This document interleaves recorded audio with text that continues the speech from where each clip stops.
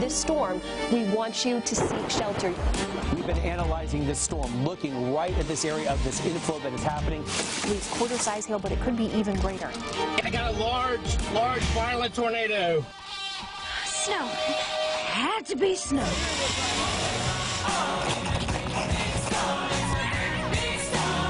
That freezing line is slowly inching its way further east. Very careful traveling on the bridges and overpasses. Oh my God! There are some spots that have gotten up to 4 inches of rain, and more is on the way. At least we're out of the rain, right? Oh yeah, this is real cozy.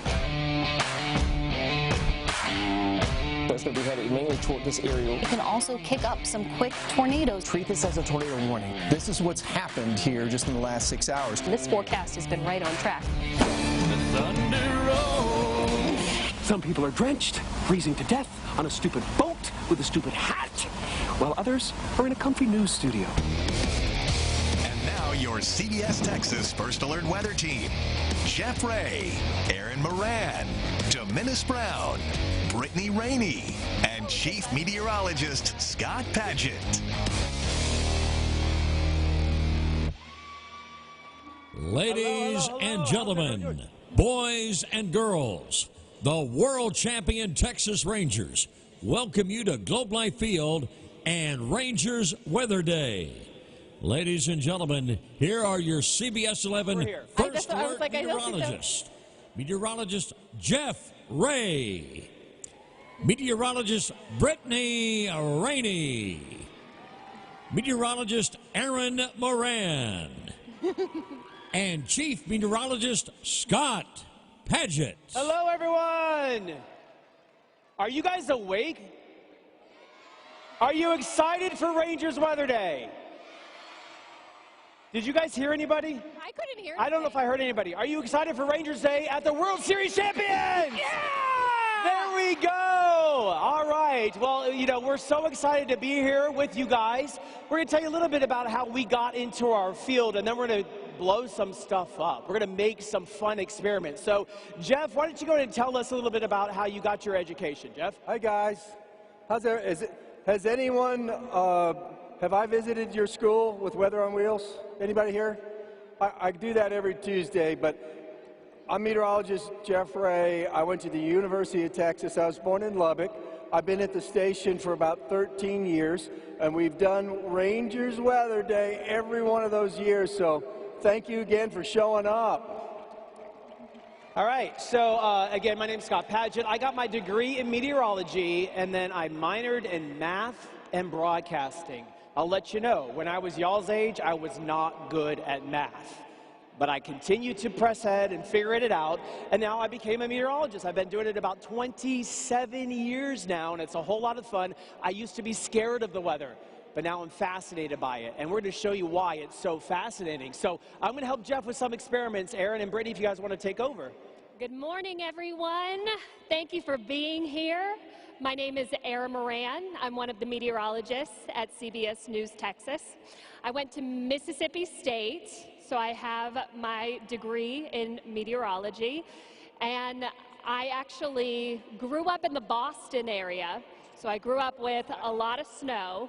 Never thought I would live in Texas, and now we've got hail, damaging winds, tornadoes, just some of the stuff that we're going to talk about that you guys see all of the time living here in North Texas. And hi, how are you guys doing today? You excited to be here? Yeah, just a little bit. I mean, you got to see Captain, you get to be a Globe Life. That's incredible by itself, but we're going to do some really explosive experiments for you. I'm meteorologist Brittany Rainey. I've been here for about 3 years, but I actually grew up in Florida. Has anybody gone to Disney World or gone on any vacations? Yeah, a lot of you, definitely. Do you remember those thunderstorms that came in the afternoon hours? Yeah, pretty much like clockwork. That's what got me interested in the weather. It's called a sea breeze that develops, and so you get those afternoon thunderstorms. So I knew from 4th and 5th grade I actually wanted to be a meteorologist, and I loved watching the news. So I was like, oh, I'm going to be a broadcast meteorologist. I didn't realize how much math and science go into it. You have to do calculus, differential equations, tons of physics, dynamics. So you really have to love math if you want to be a meteorologist. Who loves math? Yeah!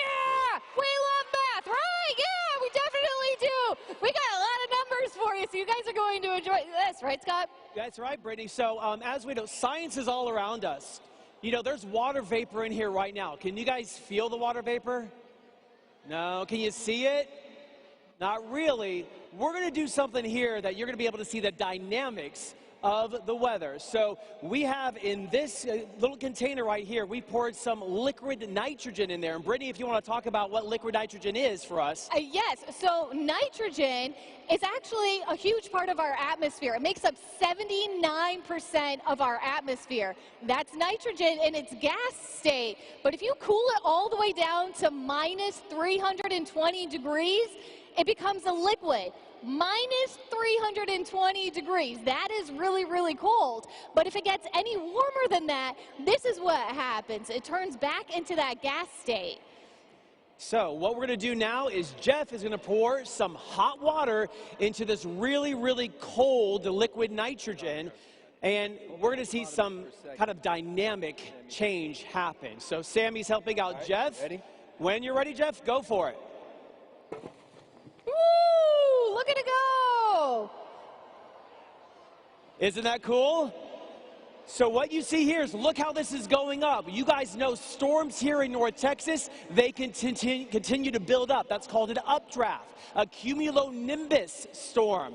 Those are our thunderstorms. So we saw that updraft happening. That's the dynamics of the atmosphere. What happened? It went back into this gaseous state. But look at this, it's on the ground. Aaron, we have fog. Right, so you saw the liquid nitrogen change states. It went from a gas, or it went from a liquid to a gas very quickly, and that's how explosive weather is here in North Texas. But our weather just kind of starts from the center of the solar system. Yeah, it does. And what's interesting about this fog here, just so you know, if we have a really windy morning, you're not going to get fog. But you have fog. But watch, if I do some wind, look how the fog just goes away. So that's kind of what you can also experience here in North Texas. If you have kind of a foggy morning, we need the sun. We need the dynamics of the atmosphere to kind of heat up a bit more, to get a little bit more mixing of the atmosphere. You know, and Brittany, we were talking about, it starts in the center of our solar system with the sun, which was eclipsed just a few weeks ago. It was. Did you guys actually get to see the eclipse? Yeah, it was so cool with those eclipse glasses and be able, did you get to go outside when it was at totality and when it got dark? Yeah, that was awesome. I'm so glad you all got to experience that. But you know, luckily, here on Earth, we have an atmosphere that protects us. And that atmosphere is actually composed of multiple gases. And we really need that atmosphere so that we stay safe from all of that solar radiation coming in. So we actually need your help to identify which gases are part of our atmosphere. So we have Donald here. Does anybody know what are the primary gases of the atmosphere? Does anybody have any guesses? Donald will come to you. Oh, we need Donald's mic. Can you guys hear me? There we go. All right, here we go. All right, so first, before you answer, tell us your name, your school, and science teacher's name. Okay, my name's Karis. I go to Southwest Christian, and my science teacher's name is Miss Cockrum. Okay, there you go. So now there's a lot of pressure on you. Yes. All right, so can you tell us what is our atmosphere made of? Nitrogen and oxygen. Nice! I think we have a future Met here. I think so. Do we want to give somebody else a chance to maybe come up with one of the other gases that's part of our atmosphere? Raise those hands. Donald's finding it for you. Elijah Spencer. All right, so we already got nitrogen and oxygen. So what other two is our atmosphere composed of? I think... I'll give you a hint. It's very plentiful. It's something that covers a lot of the earth. Carbon dioxide and... Well, that's there too. But this is what was your guess? Hydrogen and carbon dioxide. Not bad guesses, but not quite. We'll give you a hint. Want to take it more? looks like Do we have time really for one more? knows. Donald, go for that guy. All right, let's go, let's go, let's go. They're all pointing to him. All right. Okay. So tell us your name. All right. Give me your name, school, and science teacher. All right. So my name is Saint Trayan. My school is Jackson Technology Center for Math and Science, and my science teacher is Mr. Pingery. All right. Okay. So what is our atmosphere made of? It's mostly made of nitrogen, hydrogen, and oxygen.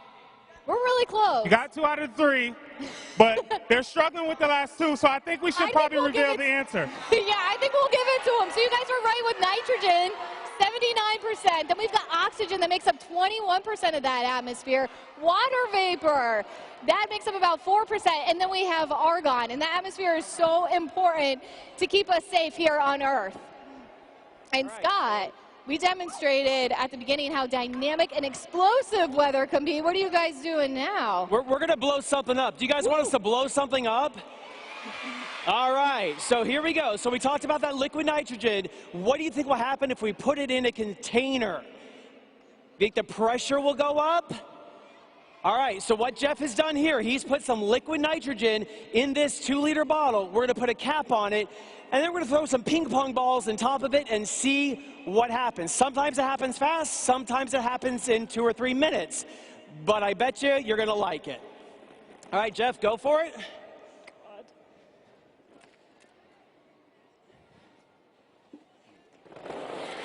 I missed half the ping pong balls, but I was scared it was going to go up in my face. So what has happened? That liquid nitrogen, which is at negative 300. Nice!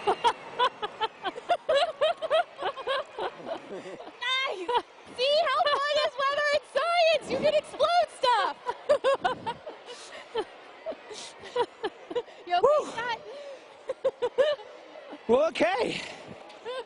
Last year that took about 5 minutes. This year it took about, what, 20 seconds or so? Hot water. So I hope everybody's awake, because I'm definitely awake now. So that's what happened, the dynamics of this. We put liquid nitrogen in that bottle. We kind of capped it off, so negative 320 degrees. That pressure was building and building, kind of like in thunderstorms. That pressure builds a little bit more, and you hear the rumbles of thunder. We put it into warm water, so we would have that change kind of in the difference of temperature. Remember that 2-liter bottle? This is what's left of it. So we put it in a bucket of warm water, Brittany and Aaron. Here's what's left of the bucket. Yeah. You know, so very explosive. This is just an example of how the weather, it can be explosive as well. We know it gets dangerous here in North Texas at times. Tornadoes, hail, severe thunderstorms. So this is just a small example of how the atmosphere can be very dynamic. So we're going to try to, I think, blow something up again. Water float. No, we think we have a trash can explosion coming up. So to show you kind of the drive up, we're going to kind of do this again. We're going to put some more liquid nitrogen into this bottle here. And then what we're going to do, it's over there, we're going to put a trash can on top of it and see if we can make the trash can shoot high up in the sky. Do you guys think we can do that? Do you guys want to see that? I don't think they want to see it. They're kind of quiet. That they wanted to see it. Do you guys want to see that? All right, there we go. So Aaron and Brittany, as we're pouring the liquid nitrogen again, kind of just talk a little bit more about the dynamics of weather. So they're pouring that liquid nitrogen in, Aaron. We saw how impactful that can be when you get that pressure rising. You get all of that smoke when it's going from that liquid to that gas state. And have you guys heard that really loud thunder that we have in our thunderstorms here? That's representative of what we're doing over here. All right, we got to wait for it. And then did you notice how much protective gear they're all wearing? They've got the gloves on because, as we talked about, that liquid nitrogen, minus 320 degrees. So that can actually burn you if you touch it. And then, of course, we have to have the safety goggles because when you're doing explosions, you want to make sure that you are safe. We're walking way, I'm coming way on away. this side. All right, so Jeff is going to go ahead and put a cap on that bottle there. We're going to increase the pressure again. See the bucket there? Remember what it looks like. It won't look like that. Putting that over, and now we all run. Sammy, run. So sometimes it happens fast. Sometimes it happens a little bit slower. And now we wait. Wait for it. We're waiting for it. 3, 2. Anybody else's heart racing fast? Oh, boy. Oh, my God. Oh, wow. Nicely done, guys. You all right, buddy? All right. That was impressive. Wow. Y'all remember the bucket? There it is. Oh. That's all that's left of that bucket. You know, so that is just the power of the atmosphere. That thing got some height. I mean, it went way up there. So that's how that dynamic the atmosphere can be. I think we've kind of figured out the bottle experiment and blowing stuff up, guys. Don't you guys? Yeah, it worked pretty quickly. Yeah. So my question is, how can you guys top that? Yeah, I don't think we can. I'm not going to blow anything up, guys. Sorry. Maybe we can make something float? You know what? I think Aaron and Brittany are magic. We are. We're magicians. Let's see how magic they are. Do you guys think that they can make water float? Yeah, I think they can. All right, let's go for it. Aaron? All right, so right now, there is pressure pushing down on you. 14.7 pounds per square inch. So imagine almost a 15-pound bowling ball pushing down on every single inch of your body right now. Can you feel it?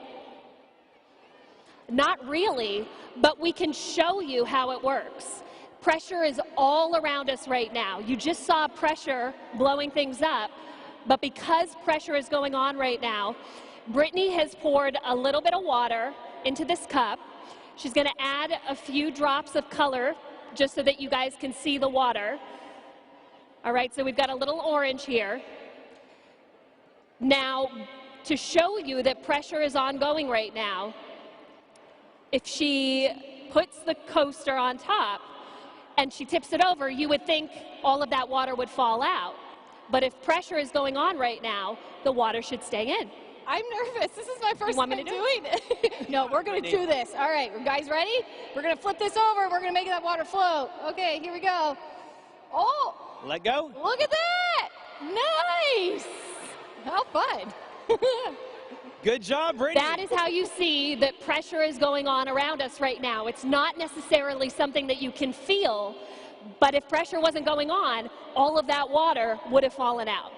And this is something that you guys can do at home. You just need water, a little bit of food coloring, a coaster, or maybe a piece of cardboard. So you guys can take this experiment home to your friends and say, hey, look, I'm magic. I can make water float. I learned that at Rangers Weather Day with the World Series champions, Rangers. Hashtag plug. All right, so we're talking a lot about pressure. We showed you how it's dynamic. It shoots stuff up into the air, but we also have the ability to show the difference in pressure and crush a can without really touching it. Now, kids, we don't want you to do this at home, but parents, you might be able to help them with this. Something, all you need is a can, empty, a little bit of water. You have to heat it up to have that change in a lot of hot air and then some ice water. And Jeff, you're gonna walk us through this experiment. It's something you do with our Weather on Wheels program. I do this in the classrooms every Tuesday. So what we've done is heat up the water in the can, and I'm going to lower the pressure in the can by cooling it down, because right now the nitrogen and oxygen and water vapor in there, the molecules are moving around really fast, and it's forcing more of the molecules out of the can. So there's actually fewer in there. They're just moving really fast.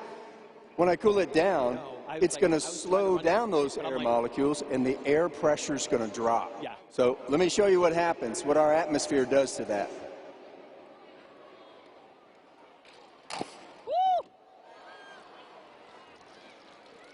So do you see it collapse? Crush that with the tongs. Now, the change of pressure. You believe I didn't do it with this, right? So when I lowered the pressure, air pressure in the can, the air around us crushed the can. The air that you're breathing right now did this to this can.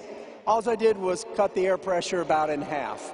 Shows you the power of the atmosphere that you walk around in every day of your life, drawing oxygen out of.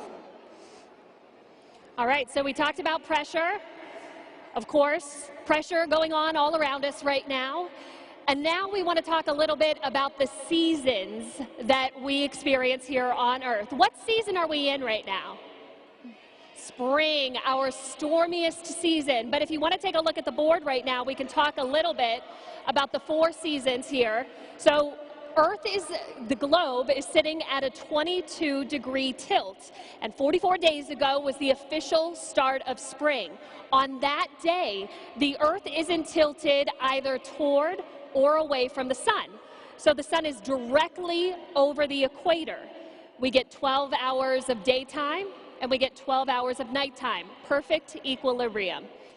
But when the northern hemisphere is tilted toward the sun, does anyone know what season we would be in if the northern hemisphere was tilted toward the sun? Summer. I heard some of you say that. All right. And then that if the northern hemisphere is tilted away from the sun, which season would we be in? Winter. I saw a few people going like this. Winter. We love winter, right? Except for the ice storms. Except for the ice storms and the snow. And did you guys know that the sun is not heating up the earth evenly? Have you guys heard of the North and South Pole? Are they warm or are they cold?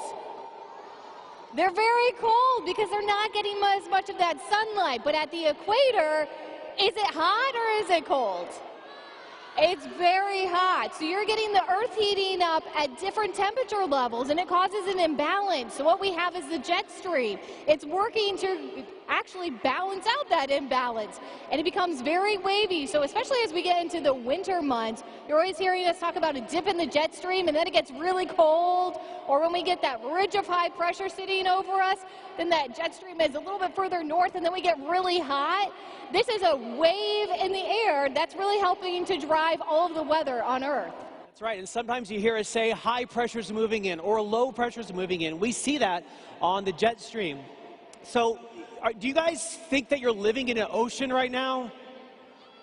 No, right? It sounds weird, but we actually live in an ocean of air that's above us. The same type of waves that happen in the ocean that you see happen up in the atmosphere. Those waves happen. So we can actually show you air moving, right, with our fog cannon. Jeff's going to do this.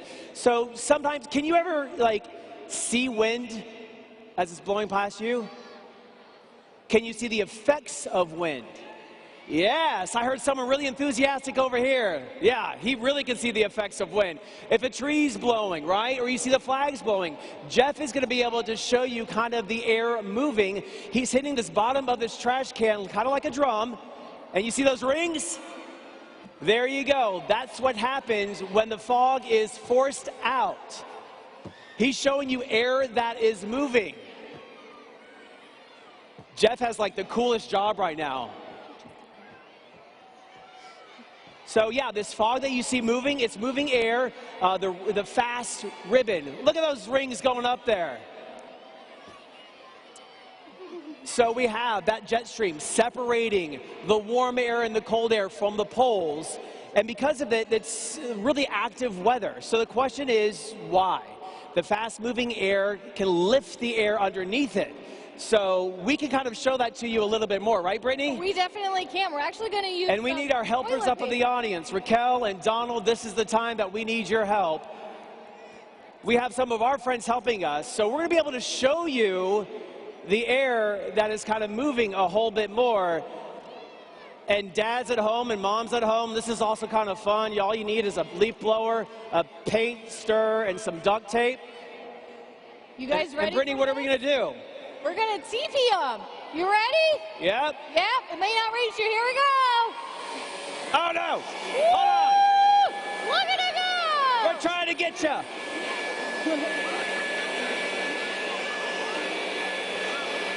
I'm out. I need to refuel. So what's happening is there's a change in pressure above and below. So because of the change of pressure that is blowing on top of the toilet paper, that's kind of what the jet stream is. So as I load this up one more time, you can use single ply, you can use double ply.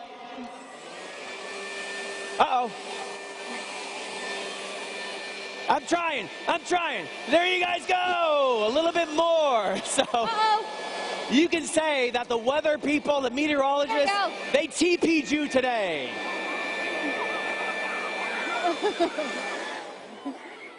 Donald, you don't have any power? Throw me that roll of toilet paper down here. All right, Brittany, let's do it again. All right, we got one last one. Who hasn't been TP'd yet? Should we go down here? Yeah, let's go down here. Go a little further down. Oh, no. I need the electricity from the atmosphere. I lost it. But you guys understand what's happening for us. You lost it. Well, and this is so important because when we have that fast moving air above the surface. It pulls that air up from the surface, and it's actually pulling up water vapor. Thought I was walking on TP there. But it's pulling up water vapor from the surface, and then as it's rising, it's cooling, it's condensing, and that's when you're starting to see those clouds out there. And that water vapor also helps fuel those thunderstorms. You need a lot of water vapor, a lot of moisture in the air for you to get those thunderstorms. But Erin here, she's actually going to make a cloud right here inside Globe Life Field. How neat is that? And we said that Erin's magic. She's even more magic. She's going to be able to make a cloud in that bottle. This is also something you guys can do at home. Hello, everyone that's just coming into Rangers Weather Day. So we need parent supervision for this because we do use a little bit of rubbing alcohol that we pour in a 2-liter bottle, Erin, to signify our water vapor. Yeah. All right, so we have our 2-liter bottle right here. What are clouds made of? Brittany just talked about it a little bit. Water into ice. We have teeny tiny little ice crystals. So we've just added a little bit of rubbing alcohol to the bottom of this cloud. Now, if you've ever watched meteorologists talk about the weather, you might hear us say something like high pressure or low pressure. Does anyone know what the difference is between those two? Well, with high pressure, I like to think of happy weather, the sunny weather, the nice weather where you want to get outside. And with low pressure, I like to think of lousy weather. So we have high pressure, happy weather, low, lousy, low pressure, and lousy weather. So if we have our moisture in here, we've added the alcohol here, and now I'm going to increase the pressure in this bottle. So this is just an air compressor. You could use a tire pump, anything like that. We're going to turn it on, and we're going to plug the top of this. So now, once this is starting to add pressure, we're increasing pressure in the bottle. There's nowhere for this pressure to go because I've plugged the top of this. So high pressure, increasing the pressure, happy weather. You don't see anything in this bottle at all. Let it sit for another 5 to 10 seconds. Very, very high pressure. And now if all of a sudden we go from high pressure to low pressure. Look at that, she made a Use a cloud in the bottle. So when we go from high... Now we have a cloud in a bottle. So we went from high pressure to low pressure. We went from the sunny, happy weather to the lousy, cloudy weather. If I plug this again and I start to increase the pressure, where does the cloud go? All of a sudden it disappears. So now we're going back from a lousy, low pressure to happy, high pressure. Again, we're increasing the pressure in this bottle. There's nowhere for it to go. This is just pumping air into this bottle. And then if we release it, all of a sudden we have a cloud again. Ah. Very easy to do at home. There you go. Nicely done. Nicely done. Right? I know, I didn't blow anything up. It's not quite as fun. Yeah. I mean, she's not blowing stuff up, but she did make a cloud in a bottle. That's kind of cool, right? So as we know, the weather here, we have happy weather. Sometimes we have lousy weather, that low pressure that moves in. And sometimes with that lousy weather, it can get scary. We do have severe storms here in North Texas, and I know a lot of you maybe have experienced those. We want to show you some video of something called a microburst. So the video that's going to be up here on the screen, it's when air comes rushing out of the bottom of the cloud. Watch this right there. You see how it kind of came down, is going out?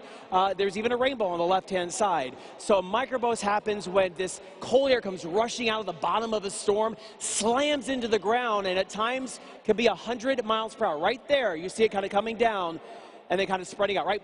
Boom, right there.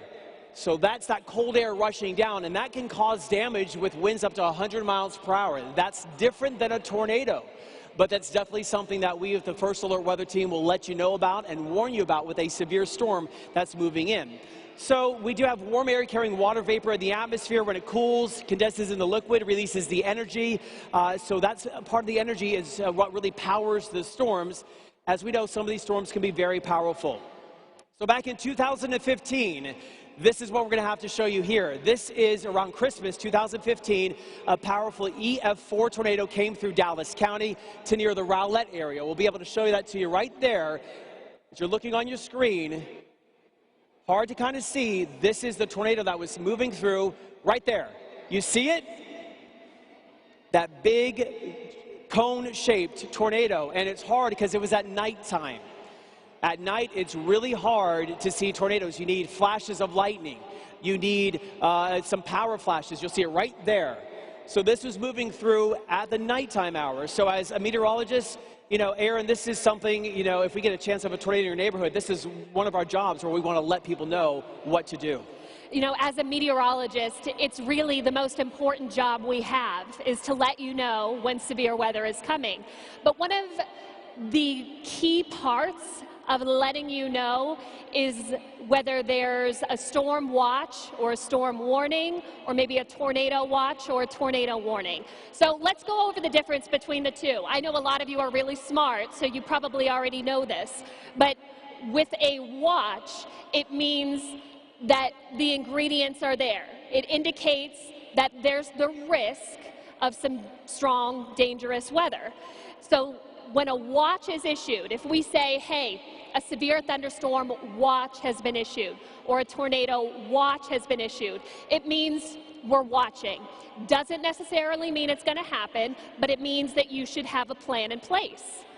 Now, if we say a severe thunderstorm warning has been issued, or a tornado warning has been issued, that means that it's happening or that it's on the way, that it's going to happen. And so that's when you want to put your plan into place. Does anyone know where you're supposed to go when there's a tornado warning issued for your area? I'm hearing a few things over here. Yell it out. Where should you go? A few things over there. So you want to go to the lowest level that you can. So if you live in an apartment, you want to make friends with everyone who lives a little bit lower, or maybe there is kind of a community building. You just want to go to the lowest level of your home. That goes this for your house, and you want to be in the most interior room. So you want to put as many walls between you and outside as possible. So sometimes a bathroom is a good option, sometimes a closet is a good option, maybe under the staircase as well. So lowest level, most interior room of your home. We talked about what a watch is. It means we're watching, and then if a warning is issued, it means it's happening or it's going to happen. I kind of think of it like tacos, you know? Anyone here like tacos? Or cookies? Do you guys like cookies? All right, we'll talk about cookies. So the way I think about it is my mom has all the ingredients for the cookies ready, and I'm watching. I'm watching for when those ingredients are going to come together. And then there's a cookie warning. The cookies have been made, and I'm getting them real fast. Before Mom can even take them off of the pan, I'm running up and getting the cookies. So kind of a watch and a warning. The ingredients are there for the cookies, and then when the cookies are made, that's that warning. Kind of like the ingredients for the tornadoes or the storms. They're there, and then when it all comes together, then we have a severe thunderstorm warning or a tornado warning. I always try to equate it with food. You know, why not? It works for me. It makes sense. All right, so we're going to talk a little bit about some of the most dangerous weather here in North Texas. Donald, I think, is going to be helping us out. So, all right, so Donald, we have some questions. You have a student that you're going to be able to talk with there, Donald, maybe? Volunteers? Because my question is, what is the most dangerous type of weather in North Texas? So Donald's going to ask that question. Can you guys hear me? All right. Tell us your name, your school, science teacher. My name is Anthony Salvato from Springtown Middle School, and my science teacher is Miss Preston. All right. Anthony, what is the most dangerous weather in North Texas? A, tornadoes. All right. Not a bad guess. Any other? We have a tornado as one guess. Any others? All right. What's our next guess? Guys, I haven't been this popular since high school. Take it after this. All right. What is the most dangerous weather in North Texas? Tornadoes. Okay, not a bad guess. Let's try one more. One more. All right, that's fine. What did he say, Donald? We had another tornado? All right, we have two tornadoes.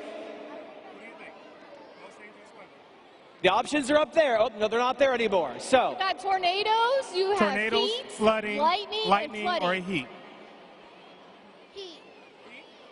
We got two tornadoes, one heat. Three tornadoes and one heat. Very nice. Well, the We got heat time is for one more? absolutely correct. Yeah, if you thought it No, was... we're good. We got it. Well, go ahead. Go ahead, Donald. Sorry. Tornadoes. So 3 tornadoes, 1 heat. I think it's time we reveal the All right, answer. 3 tornadoes and 1 heat. Brittany? Those are all good guesses. But it's the heat. You know, the heat. Have you guys felt that in the summer? All those... We have a winner. It's the heat. days? Yeah. Yeah, it's very dangerous, and it impacts all of North Texas, so that puts us at risk for heat stroke and heat exhaustion. But what comes in a close second is actually flooding. Have you guys seen all the rain that we've been getting over the past several days? Yeah, it's been pretty soggy out there. Maybe one of your basketball games, baseball games, soccer, you know, any of those sports may have been impacted by all of the rain. And flooding can be very dangerous because you can't judge how deep that water is. So it only takes about 6 inches of water to knock you off your feet, and about a foot of water can stall a vehicle. And then you're in a really dangerous situation, which is why we have that turn around, don't drown. You don't ever want to try and drive through water that's covering a roadway. Don't even ride your bikes through it either, or step in those puddles, because you just don't know how deep it is out there. But we definitely get a lot of tornadoes as well. So we really want you to know that difference between the watch and warning, as Aaron was talking about, because we're in the spring storm season. We've already had multiple tornadoes this year. Yeah, we have had multiple tornadoes this year. We had storms last night. We have more storms on the way tonight. And, of course, we'll let you know about that on CBS News Texas. So you talked about the heat, but also flooding is a big concern, as you were mentioning, Brittany, as well. It really is. And we actually have a video from Texas about some of that flooding. So we take a look here, and look at this. That's one of those cars getting stalled in that water. Yeah, a big old truck, as I say, trying to think they can make it through this flooded road. Just a little bit of water can wash your car off the road. You don't know if the road is there anymore. You don't know if you're going to be washed off into a side of a ravine. We don't want that to happen to you. So a large amount of rain in a short amount of time can have flash flooding. You need to take it seriously. So I want you guys to remember this. Turn around, don't drown. You know, nothing is worth you driving through a flooded road, because you don't want to be like that guy. You don't want to be like that person having to get rescued. So just give yourself an extra time, wait it out, because flooding is one of the most second deadliest weather events that we can have here in North Texas. So again, turn around, don't drown. That's what we want to remind you of, because flooding can happen and these water rescues can happen. And you know what? The way that we let you know about this is we're inside of our studios. And where we get to stand in front of is right over there, this green screen. Erin's going to help us out and has a little volunteer to help her as well, a couple of volunteers as well, to talk about the green screen. This is kind of how movie magic is made as well. We stand in front of this, and all the maps that you guys see, they're behind us, but you really don't see that because we stand right in front of this. So, Brittany, Aaron, go ahead and talk about the green screen and the technology. Yes, when we're actually up there in front of the camera, this is kind of what it looks like. You have the green screen, we have a camera in front of us, and then we have monitors on either side, and that's how we can tell where we're pointing. Hey, so Brittany, you don't know, but you're behind you, by the way. Oh, right now. I can see. Yeah. So we have some helpers here. Who is this? This is Elena. Thank you so much for joining us. And we have Joshua as well. Thank you so much for coming down. Should we make them disappear in front of the green screen? Who wants to see them disappear? Yeah? I don't know. I'm not feeling the enthusiasm, guys. Do you want them to disappear? Yeah, So you see how they're kind of standing in front of something right now? When green happens, look at this. We can open it up even more. He's almost like Harry Potter and his invisibility cloak. Easy for me to say. Where'd they go? Where'd they go? Kind of cool, right?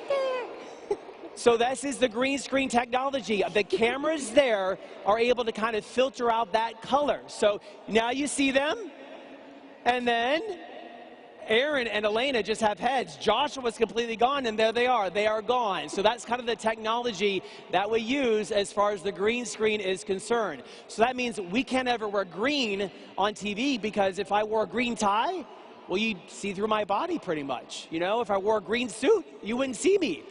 Any of you guys up there on the green, if we had you in front of that screen, we couldn't see you. You guys would look like floating heads as well. So that's our green screen technology. A whole lot of fun. Thank you. You like being magic? Appreciate it. You guys like being magic? Let's do it one more time. One more time. All right, Josh. Ready to disappear? There we go. Bye. We'll see you later. Maybe. I wonder if Joshua Here, let's try this. If I do this, put this over you, but you stick your hand out. Here, stick your hand out. Hold that hold that right there. Oh, he's Does he look like he's a floating hand at all? Or a floating can, maybe? Look at that. How a little fun. bit. Look at you. All right. And bam, there's Joshua again, ladies and gentlemen. Thank you so much, Joshua and Elena. That was very helpful. Woohoo! See, we're kind of magic. Science is actually a whole lot of fun. So, you know, that, Brittany, is how we tell people sunny days to some severe weather, by using that technology. We definitely do. And usually on the severe weather days, we're going to have one Met that's at the wall, and then one of our other meteorologists is going to be standing at the computer running the radar for them, so that they can just focus on what they're seeing behind them. And then that other meteorologist is moving things along, changing over to hail or storm tracks. So whenever we have that severe weather like we had last weekend, there are always two Mets in the studio. Jeff and I were there basically all weekend.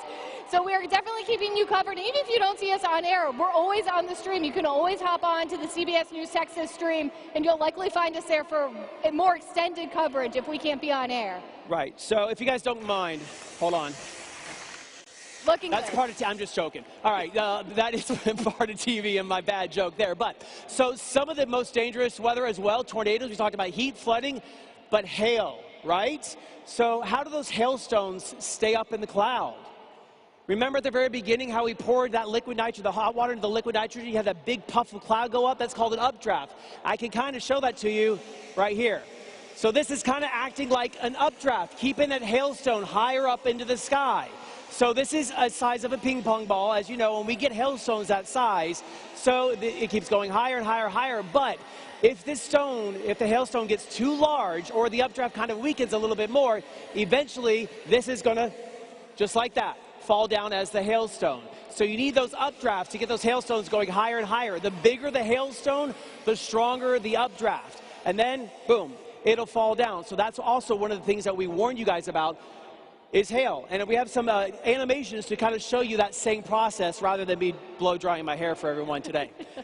So let's walk you through that a little bit more, Aaron, because you know, it's so dynamic where we have hail up to the size of a softball sometimes. Have any of you ever seen hail?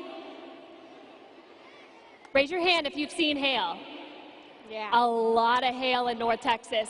Was it small or was it a large piece of hail? I'm hearing a few people say large. Same here. Okay, so we've had some really strong thunderstorms lately, and if that piece of hail, if you can get a piece of hail at the ground the size of a baseball, that was a 100-mile-per-hour updraft.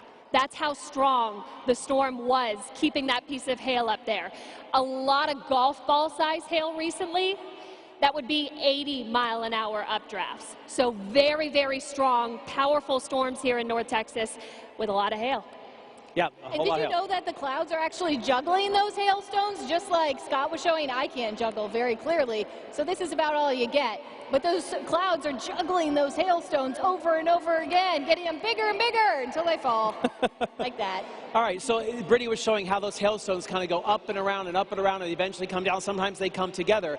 But you guys have seen that we can blow stuff up. We're kind of dynamic. We can make water float. We can make a cloud in a bottle. We're kind of magic. Do you guys think that we have the power to kind of make it hail inside Globe Life Field? I think they're all asleep. I think they need Could a hailstorm happen here in Globe Life Field? All right, so you know what? My question is there a storm coming? I hear one. I wonder. Oh. Uh-oh. Oh, dear. Uh-oh. Oh. It's getting louder. All right, so you saw that lightning flash. You then kind of count to see how many seconds are between the lightning flashing and the rumbles of thunder. If those seconds get closer, that means the storm is getting very close to you. So maybe let's count down 5 seconds, like 5, 4, 3, 2, 1. More lightning, hold on. All right, so it's getting a little bit closer. I think the storm is actually closer. It is. A little bit more, right? Closer. It's closer, closer. Uh-oh. All right, we're going to do, I think we're very close to the storm being right over us. Remember, we're going to maybe get some more flashing lightning, right? And the thunder at the same time.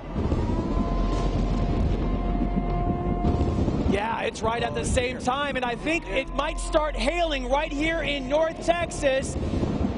Let's go. I think we have the hail that is coming. So here we go, ladies and gentlemen. Oh no! It is hailing here in Globe Life Field. Look at that. We have ping pong ball size hail predicted by the First Alert Weather Team right here in Globe Life Field. Continuing just bursts of different hail. But there's a special thing. Pay attention.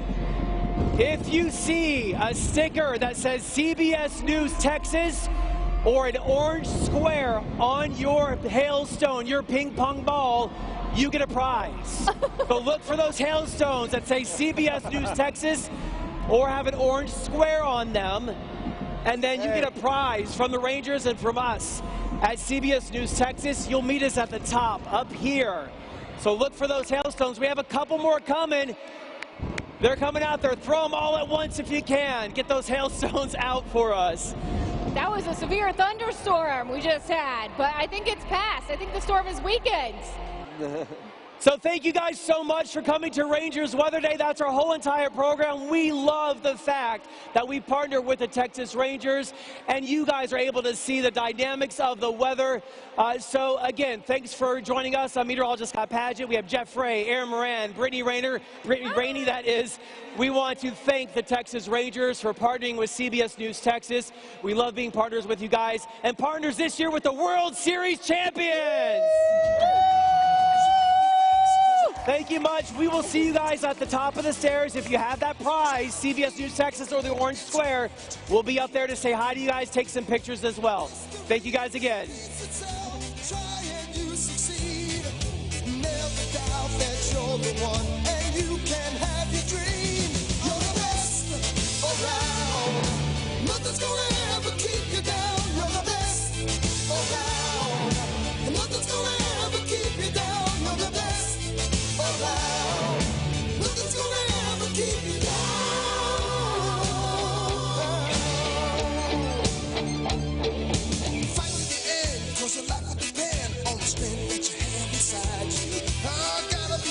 Standing